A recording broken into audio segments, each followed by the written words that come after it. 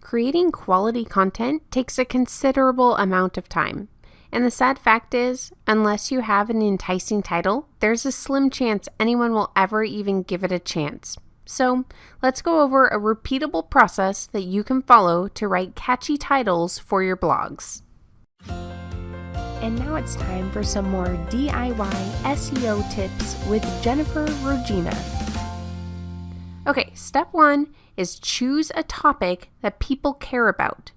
So the first step is to write about a topic your audience wants to hear about. If people don't care about the content, it doesn't matter how interesting the title is. There are a couple of methods that you can use to find content ideas people care about. The first is keyword research. So instead of picking randomly, you can review data to determine common search queries that fit with your niche. To find out exactly how that all works, you can follow our simple keyword research system, and I'll add a link in the show notes. So the next is you can answer questions from your readers. If people are asking you questions, that means you found content to write about that your audience cares to read about. Prioritize these questions based on the demand. If you receive several requests, write articles about the questions asked most often. If you only have a handful, don't let that deter you. There's a good chance if someone has the question, others will too. Just use your judgment and answer the questions that are relevant to your audience and niche. Okay, the next step is to try and stand out. The next step is to try and be unique, stand out. You want your headline to grab attention. The internet has lots of content. Just about any industry, any niche, any topic will have quite a bit of competition on the search results page. So don't blend in. Perform Google searches with the topics you're considering and look at the top search results. What are the headlines? How can you stand out? Step 3, keep your content in mind. When you write your title, make sure it's a match for the content. The content needs to follow through on the promise given in the title. It's important to create a title that accurately describes the article for a couple of reasons. First, you want your readers to trust you. You want to have a good reputation. This will help you get repeat visitors and will encourage sharing. Next, if readers bounce, it can impact your rankings. If someone clicks the article from search results because it has a catchy title, and then they immediately leave because the content doesn't seem to match the title, then clicks the next search result, that is considered pogo sticking. And if a high percentage of people immediately leave the page and then go back to look for another search result, your search ranking can be negatively impacted. All right, and then step 4 is to brainstorm several ideas. When you're writing a blog title, don't just write one and call it good. Brainstorm several ideas. Write at least 3 to 5 different title ideas. If you have time and the ideas, you can try writing even more. Some bloggers brainstorm about 30 titles for each blog article. This might seem like a pointless activity, but if you try it a few times, you'll find that you very rarely decide on the first title idea. Okay, step 5 is to try a headline formula. If you're having problems brainstorming titles, you can always try some formulas that have proven to be effective. So the first is listicles. Arrange your content into an ordered list and then just create a headline that begins with a number. These list articles or listicles are very popular and commonly shared on social networks.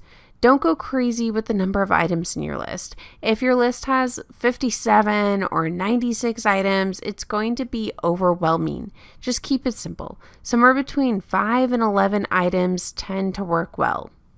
And then the next are how-to articles. How-to articles are another really popular type of title for blogs. These titles just start with the phrase how to and provide guidance on completing a particular task. Since blogs are often read by people in a research stage, the how-to article is a perfect fit. If the content is a tutorial or a step-by-step guide, consider using a title that begins with how to. And then if you want to find a whole bunch more catchy formulas, all you have to do is just perform a quick Google search and you will find hundreds of different headline formulas. There are several good ones out there. Going through all of the available options can get exhausting though. If you take a look at the link in the show notes, I've linked to my favorite formulas, which are on Copyblogger. They have a few different articles that go over some of the most popular headline formulas, how they work, why they work, and how you can repeat them. So feel free to take a look at the link in my show notes to get the link to those other popular headline formulas. And when you're looking at the headline formulas, even if you don't use one of the formulas as is, it can help generate new ideas. If you're feeling stuck, going through those formulas can get you moving in the right direction. Step 6 is to analyze the headline. There are actually tools that you could use to analyze the quality of your headline. Once you have all of your brainstorm ideas together, these analyzers can be a fun way to help determine which one is best. So again, I'll add the link in the show notes where you can go and look at some of these analyzers. There are a few that you can use. There's the emotional marketing value headline analyzer, the share through headline analyzer, and then another headline analyzer by CoSchedule.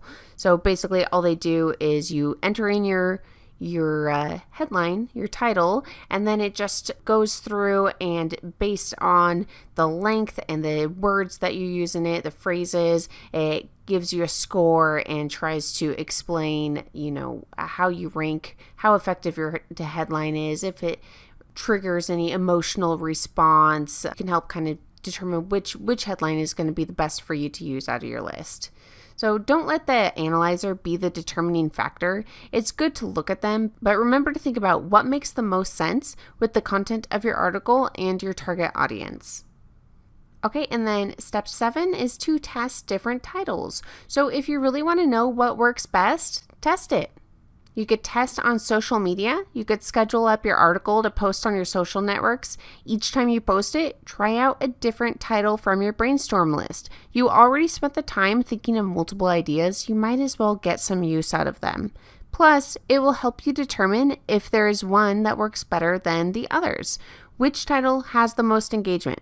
Does one have more likes, shares, and comments than the others? If one particular title performs best on social media, consider updating your article with that title as the main headline. Listen to your audience and adjust your website to reflect what you've learned.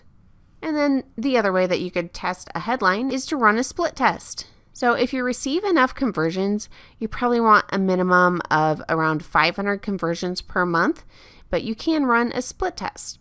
You can use a tool such as Google Optimize to actually put multiple titles on the same article. You can set it up so half the visitors see one title, then the other half see the other title. You can then see which group has the higher percentage of completing your desired goal. This allows you to make an informed decision using data. Okay, and then before we go, I just want to give a quick warning to be careful of clickbait titles. So we've all seen articles that have a title like, "All she did was give her dog a chew toy. What happened next blew my mind."